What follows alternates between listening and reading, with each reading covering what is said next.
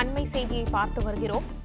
தமிழ்நாட்டில் சட்டம் ஒழுங்கு நிலவரம் தொடர்பாக டிஜிபி, காவல் ஆணையர் உள்ளிட்டோருடன் முதலமைச்சர் மு.க.ஸ்டாலின் ஆலோசனை மேற்கொண்டு வருகிறார்.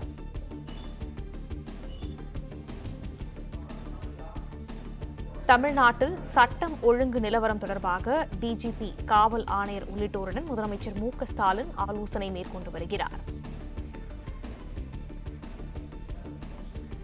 இதில் தலைமை செயலாளர் சிவதாஸ் மீனா, உள்துறை செயலாளர் அமுதா, டிஜிபி சங்கர் ஜிவால் உள்ளிட்டோர் ஆலோசனையில் பங்கேற்றிருக்கின்றனர். இதை பற்றின மேலும் விவரங்களை மத செய்தியாளர் ராஜகுமாரன் வழங்க கேட்கலாம். ராஜகுமாரன், வணக்கம். விவரங்கள் என்ன பகிரலாம்? சென்னை தலைமைச் செயலகத்தில் நடைபெறக்கூடிய இந்த ஆலோசனை கூட்டத்தில் தலைமைச் செயலாளர், உள்துறை செயலாளர் மட்டும் இன்றி டிஜிபி, சென்னை பெருநகர காவல் ஆணையர், சட்டம் ஒழுங்கு கூடுதல் டிஜிபி உள்ளிட்டவர்கள் பங்கேற்றிருக்கின்றார்கள். சற்று முன்பாக முதலமைச்சர் சென்னை அயனாவரத்திற்கு சென்றிருந்தார். அயனாவரம் சென்றுவிட்டு மறைந்த ஆம்ஸ்ட்ராங்கினுடைய குடும்ப உறுப்பினர்களை சந்தித்து அவர்களுக்கு ஆறுதல் தெரிவித்திருந்தார். அது மட்டுமல்லாமல் அந்த குடும்ப உறுப்பினர்களிடம் ஆம்ஸ்ட்ராங் அவர்கள் தொடர்பான அந்த கொலை குறித்த பல்வேறு விஷயங்களையும் தமிழக முதலமைச்சர் கேட்டு பெற்றிருந்தார். அவர்கள் குடும்பத்தின் தரப்பில் முன்வைக்கப்படக்கூடிய விஷயங்களையும் முதலமைச்சர் கேட்டு பெற்றிருந்தார்.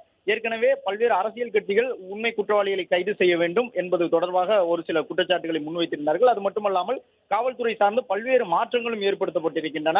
குறிப்பாக சென்னை பெருநகர காவல் ஆணையர் மற்றும் சட்டம் ஒழுங்கு கூடுதல் டிஜிபி உள்ளிட்டோர் புதிதாக நியமனம் செய்யப்பட்டிருக்கின்றார்கள். ஏற்கனவே இருந்தவர்கள் மாற்றப்பட்டு தற்போது புதிதாக சட்டம் ஒழுங்கு ஏடிஜிபியாக டேவிட்சன் தேவாசீர்வாதம் அவர்களும், சென்னை கமிஷனராக தற்போது அருண் அவர்களும் நேற்றைய தினம் புதிதாக பொறுப்பேற்றுக் கொண்டிருந்தார்கள். இந்த நிலையில் அவர்கள் உட்பட பல்வேறு முக்கிய அதிகாரிகளுடன், தலைமைச் செயலாளர், உள்துறை செயலாளர் உள்ளிட்டவர்களுடன் முதலமைச்சர் இந்த ஆலோசனையில் ஈடுபட்டிருக்கின்றார்.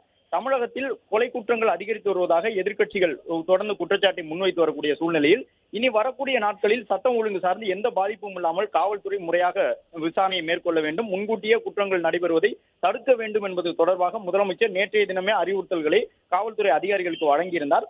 அதன் தொடர்ச்சியாக தொடர்ந்து இரண்டாவது நாளாக தலைமைச் செயலாளர், உள்துறை செயலாளர், காவல்துறை உயர் அதிகாரிகள் உள்ளிட்டவர்களுடன் தற்போது முதலமைச்சர் இந்த ஆலோசனை கூட்டத்தில் ஈடுபட்டிருக்கின்றார். காவல்துறையினரின் உளவுத்துறை காவலர்களுக்கும் காவல்துறையில் இருக்கக்கூடிய உயர் அதிகாரிகளுக்கும் இடையிலாக அந்த தகவல் தொடர்பு முறையாக இருக்க வேண்டும் என்பது உள்ளிட்ட பல்வேறு அறிவுறுத்தல்கள் நேற்றைய கூட்டத்திலேயே முதலமைச்சர் மூலமாக காவல் உயர் அதிகாரிகளுக்கு வழங்கப்பட்டிருந்தது. இந்த நிலையில் புதிதாக முக்கிய அதிகாரிகள் காவல்துறையில் பணியேற்றிருக்கக்கூடிய சூழ்நிலையில் அவர்களுடைய கருத்துக்களையும் முதலமைச்சர் கேட்டறிந்து வருகின்றார்.